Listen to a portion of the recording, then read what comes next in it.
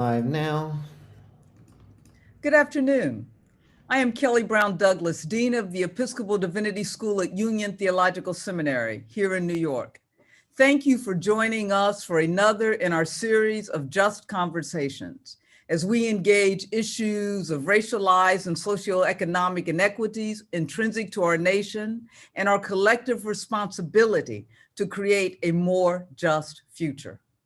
Today, I am very privileged to welcome to this conversation Katherine Stewart, investigative reporter whose work has appeared in the New York Times, the Washington Post, and many other publications.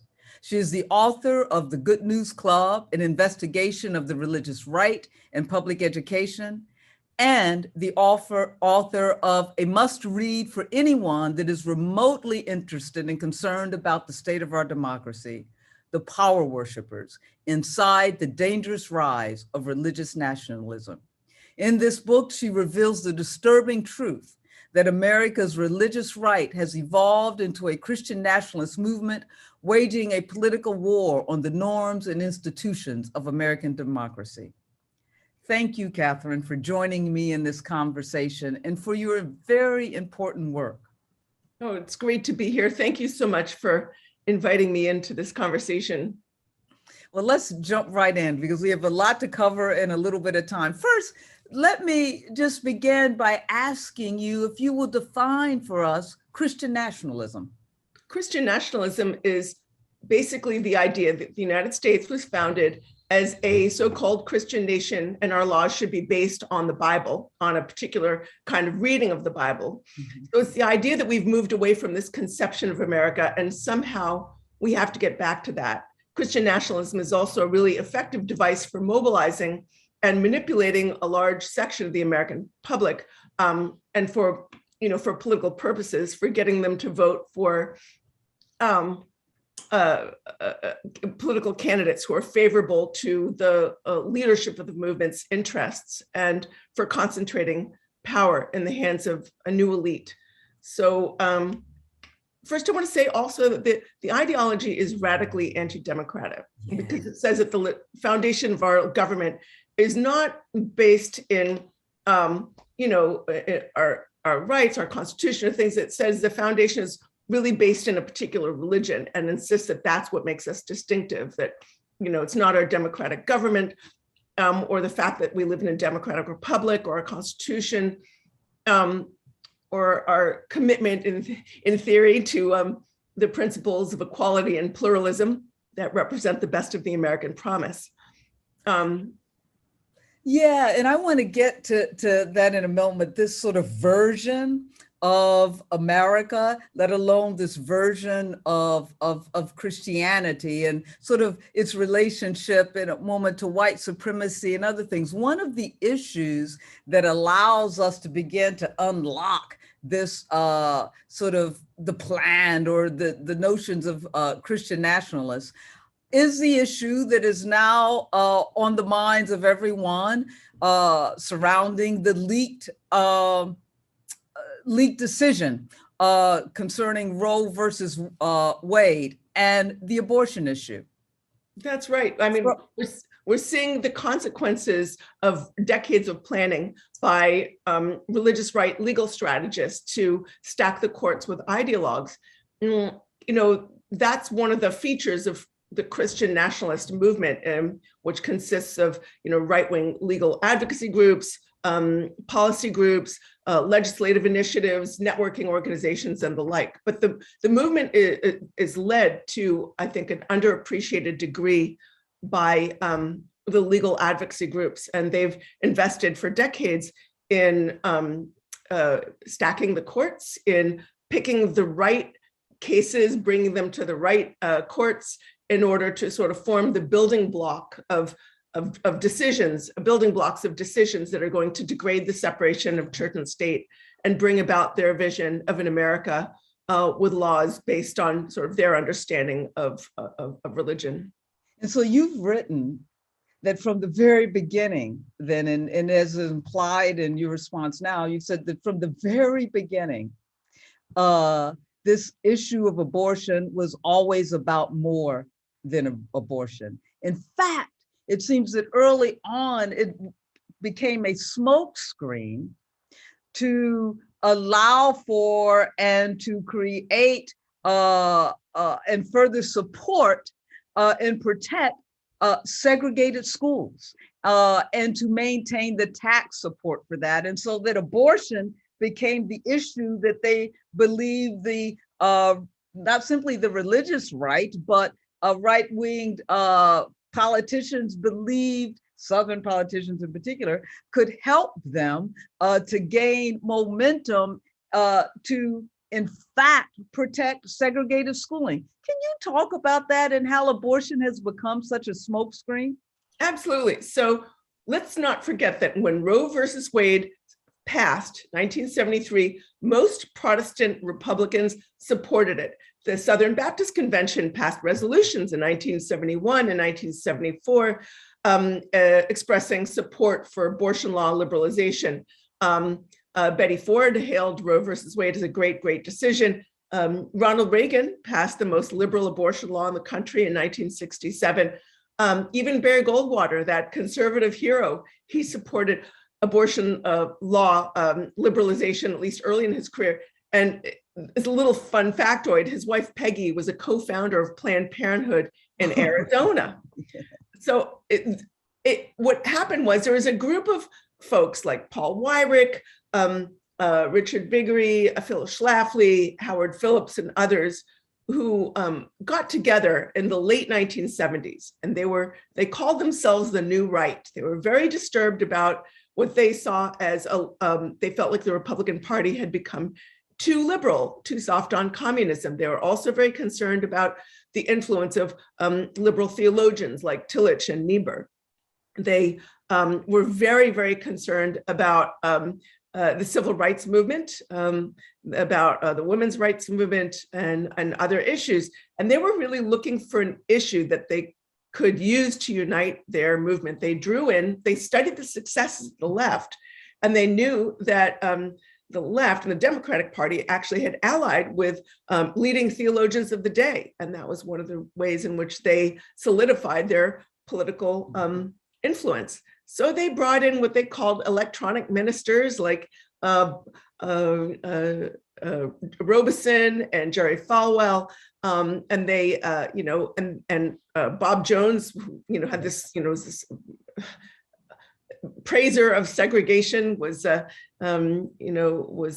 part of that, some of those conversations. So the thing that really got them up in the morning, the thing that really offended them, was the fact that the IRS was starting to look at the tax exempt status of these segregated schools, many of which were run by Bob Jones and Falwell and other pastors, other Southern pastors.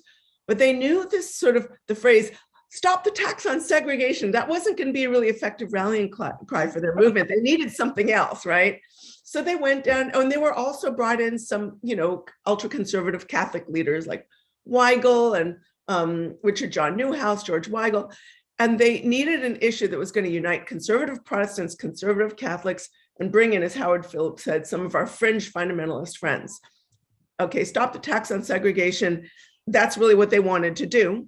But they was like, okay, we need something else. They went down a list and they thought, well, school prayer, that's going to offend the Catholics, who remembered very well how they were discriminated against in public schools when they, immigrated to America in large numbers. And they were worried about the women's rights movement, but the ERA was going down in flames. But when they got to abortion, it was like a light bulb went off.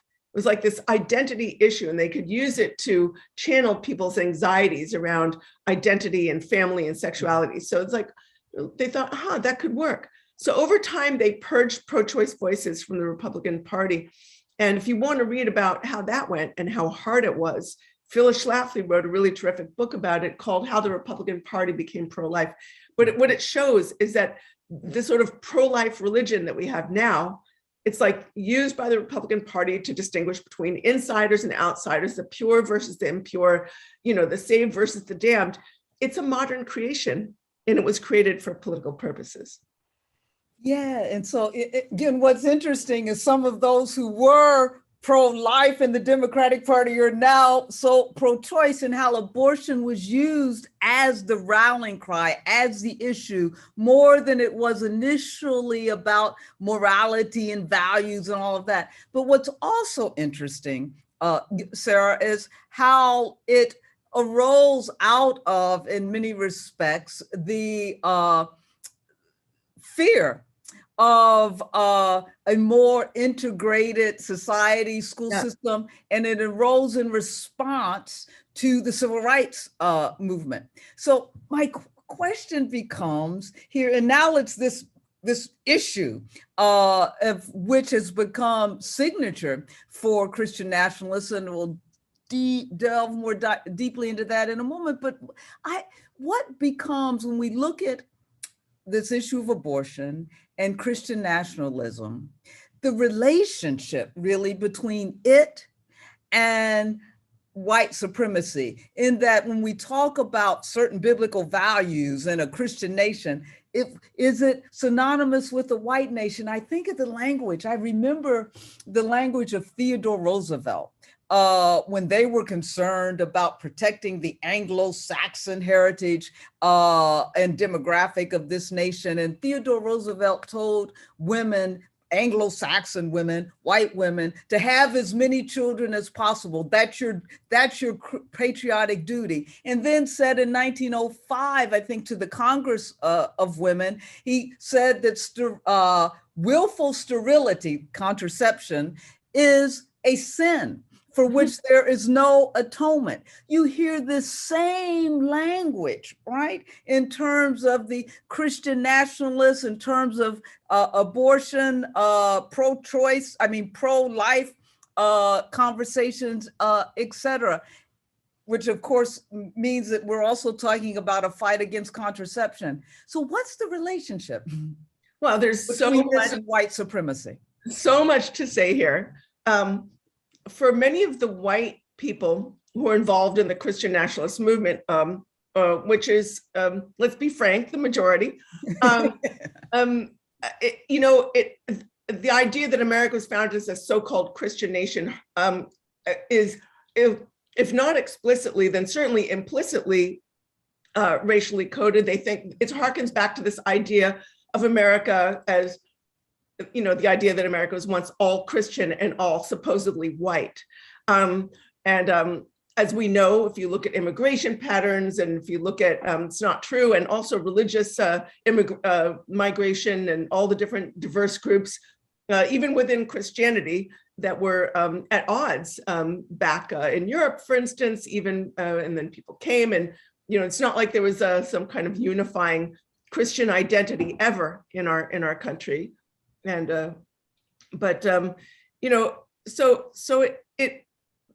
Christian nationalism as a political movement is also driving support for politicians who engage in race-based gerrymandering, voter suppression that disproportionately affects people of color and others in Democratic-leaning districts. They're engaging in the sort of race baiting around quote-unquote CRT, and book banning books in public libraries and schools by writers of color. So it's doing all of that. There's all of that kind of, and we can talk about the history, and I would like to get to that later. But I do want to say that it's complicated because many of the leaders of the movement can see the demographic future as clearly as you or I can. And they know that they are not going to succeed politically unless they engage in outreach to communities of color where they think they can perhaps swing the vote or bring people over to their side. So, for instance, I've been to events where they'll hold events for Latino pastors in the Spanish language, or there are a lot of different organizations, and 85% of Donald Trump supporters in the last election were white, but certain swing districts in swing states have disproportionate influence. And in many instances, there have been efforts to draw in these Latino pastors if they feel like they can get them, conservative-leaning Latino pastors, because they know if you can get the pastors, you can get the votes, you can get their congregations. So the story of how this is all playing out today is a bit complicated. I was at the last Road to Majority conference run by Ralph Reed, and I think maybe 32 or 33 out of 75 speakers were people of color. Number one, they want to guard themselves against accusations of the racism that they are, that they're perpetuating and promoting. And number two, they're trying to they know that elections are won in the margins, and they want to sort of draw in who they can. So it's a bit complicated. But, I want to sort of get back to a little bit of the history, if you don't mind. Yeah, if we look at where this idea of Christian nationalism really comes from, we can look at, the idea of this we can look to the pro-slavery theologians, people like Robert Louis Dabney or James Henley Thornwell, who had they defended slavery, and they did so from the Bible. They said, they had this idea that America was, a nation upon whose hand God hath planted, and with this idea that our laws should be based on this very strict and reactionary reading of the Bible, and hierarchies decided by God and approved by God, white people over Black people, men over women, and to espouse emancipation was, they called it, some theologians call it a hurricane of anti-Christian attack. So James Henley Thornwell, he said the parties, there were theologians who argued against slavery and for emancipation. They tended, as Frederick Douglass said, to be from humble pulpits. They didn't have a lot of money, but he said, the well-appointed theologians, that he called them the $5,000 divines. That was a lot of money in those days. He said they are espousing the cause of the slaveholder. They are on the side of slavery. So, you had this conflict between pro-slavery theologians and anti-slavery theologians. And James Henley Thornwell said the parties in this conflict are atheists, socialists, communists on the one side. Those are the ones arguing for emancipation, and friends of law and order and regulated freedom on the other. I'm paraphrasing a bit, but he's assigning order and regulated freedom to the institution of slavery. And most major denominations of the South at the time of slavery, either the theologians either went along with it, didn't say anything that was going to upset the established order, or actually found what they called biblical justifications for slavery. So this sort of idea, again, of sort of hierarchies rooted in the Bible, of one group dominating over the other, the idea that sort of a right-thinking elite should dominate over everyone else. That these ideas have sort of translated. There's like a through line between those ideas and the religious nationalism in America that we're seeing today. No, thank you for that. And that's perfectly right. And again, when we began to even understand, because there's always been this underlying sort of foundation of our nation that has said that that is purported Anglo-Saxon virtues and carrying forth an Anglo-Saxon legacy. And there's always been a theological legitimation for that. So, but what we've seen and what you've just spoken to historically and continues to go on is this particular read of the Bible, as well as this particular read of the Constitution, in particular distortion, if we will, and misread of the First Amendment, and particularly as it relates to religious freedom and religious liberty, which are some of the things that they use to attract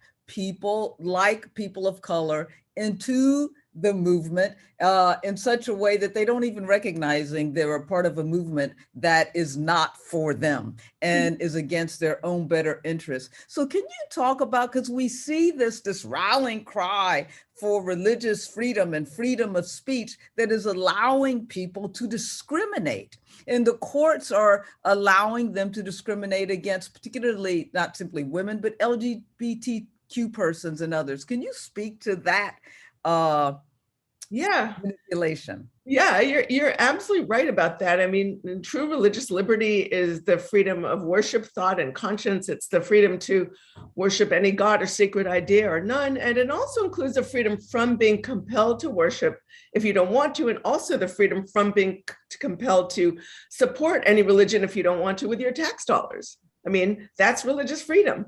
But in the hands of the sort of movement leaders, and this is a leadership-driven movement, in their hands, it's become the idea that sort of that there's a sort of people with the correct views have the right to discriminate against people who have incorrect views. It's the idea that there should be privileges for the approved groups in society, and contempt can be directed toward other groups in society. So it's deeply concerning, and often what they call religious freedom, I actually see as heresy. Yeah, and I like the way you say it's religious freedom means their religious privilege, and they have the freedom to practice their brand of religion. And in order for them to have that freedom and that privilege, they restrict the freedom of others. There's so much more that we can talk about, but I want to now sort of move from the national to the international, because we are in the middle of watching Russia's quote unquote aggression and destruction of Ukraine.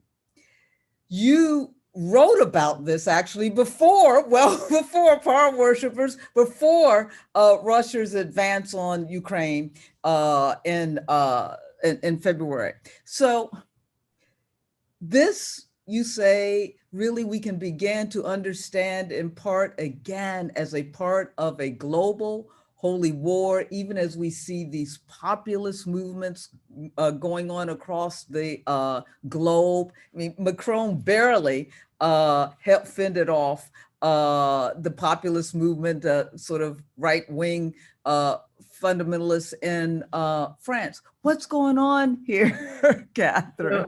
When you look at political leaders like Putin in Russia, or you can look at Mussolini, who did this in Italy, or Salazar in Portugal. You could look at Erdogan in Turkey. When they bind themselves, these leaders, they bind themselves to these, ultra orthodox, ultra like conservative clerics in order to consolidate a more authoritarian form of political power, and sort of use religion to achieve national identity so that they can perpetuate, often what are kleptocratic, nepotistic governments. We rightly recognize this as forms of religious nationalism, and that's certainly what we saw with Donald Trump in America.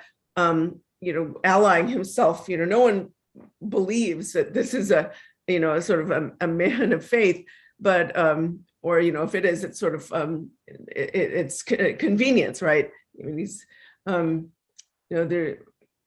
But getting back to the international picture, it's very interesting. I was watching something on Russian TV, and it was translated for me. And this, like the Tucker Carlson of Russia on state TV was saying, the Ukrainians, they are little devils. They are godless. They are demonic. And you good Orthodox Christian soldiers, you need to finish them off. This is the language of genocide. This kind of language, this exploitation of religious language and demonization of one's political enemies and opponents has preceded and accompanied the most disgraceful and tragic episodes in human history. It's been used to justify genocide, and we're actually seeing this play out now, and it's just awful. And so you have said, I mean, after reading your book, it comes as no surprise, should come as no shock to anyone, this close relationship between Russia, Putin, and the Trump administration. And in fact, you said that Russian leaders see America's Christian right as a tremendously useful vehicle for influencing American politics. How do we turn the tide on this?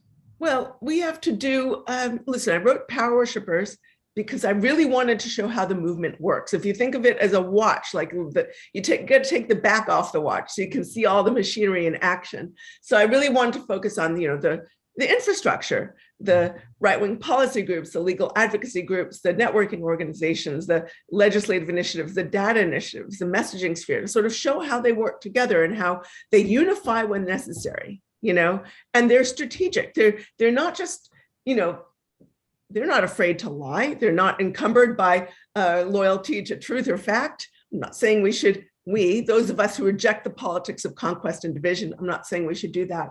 But I do think that, one thing that there are things that they have done right. For their purposes, I should say, they operate in unity when necessary. They get people focused on turning out the vote, and not just turning out. They tell you, like, there's so many paths to engagement. Doesn't matter how young you are, how old you are, you're disabled, doesn't matter. We'll find you. If you want to be active in engaging the vote, we will get you involved. And I love that, that those tools are available to all of us. I think sometimes those of us who reject those politics, everybody's running around kind of doing their own thing or trying to be right. We need to there are things we can do as individuals, and there are things we can only do when we work together. Investing in all of the infrastructure of democracy, protecting voting rights. There are protecting, anti-corruption initiatives, figuring out effective messaging strategies. We are the majority of our country. That's the thing. Here's the thing. They're a minority of the country, but they punch above their political weight only because they vote in disproportionate numbers. George Barna, he's an evangelical pollster, he identified the most devoted religious right supporters, the most devoted we would call like Christian nationalist members. They don't just vote, they're the ones getting their friends to vote, getting members of their church to vote. He said they're only 10%. But in a country where 40 to 50% of people don't bother to vote, and an additional number have their votes essentially stolen from them through gerrymandering, voter suppression, and the like, it doesn't take a majority to win the country. All it takes is a really organized and disproportionately engaged minority. But if we can get, I used to think there should be like a +1 strategy, You remember when you were a teenager and you were trying to get into the, that's my +1 or I'm somebody's +1. Well, you should just bring one person to the polls who didn't go last time.